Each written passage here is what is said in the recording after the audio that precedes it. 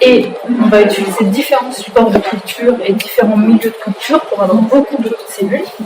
Et ces cellules sont ensuite récoltées et congelées en azote liquide.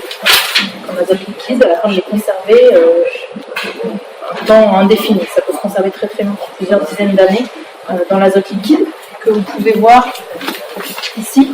Voilà. Et donc on a ainsi tous nos stocks de cellules au sein des piscines dans ces tanks d'azote liquide.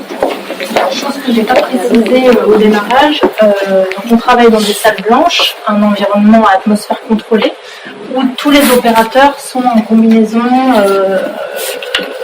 entière stérile. Ça permet ainsi de limiter l'entrée et les contaminations par des agents extérieurs. Donc il faut deux grosses étapes pour produire ce modèle. On a une première étape qu'on va appeler une culture en 2 dimensions. Donc en fonction des demandes des clients, on va savoir la quantité d'inserts à produire et en fonction de ces demandes, on va utiliser les cellules qu'on a congelées lors de la première étape qu'on a vue tout à l'heure. On va décongeler les cellules et on va de la même façon les faire se multiplier pendant environ 7 jours pour en obtenir, comme tout à l'heure, un maximum de ces cellules. C'est la première étape. Et la deuxième étape, donc c'est une étape qu'on va appeler une étape en 3 dimensions. Donc on va récolter toutes ces cellules et on va aller les mettre dans le petit support que vous voyez ici. Et avec différents milieux de culture, on va avoir un processus qui fait que les cellules vont se multiplier et on va obtenir un épiderme différencié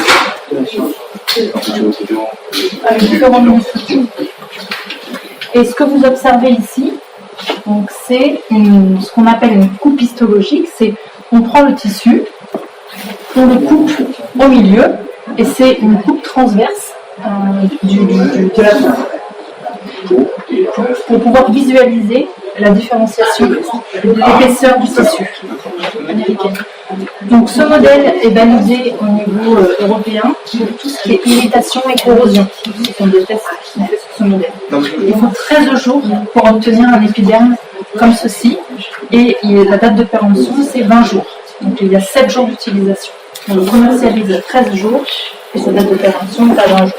Et pour vous donner une idée, en un an, on produit à peu près 50 000 petites unités comme ceci.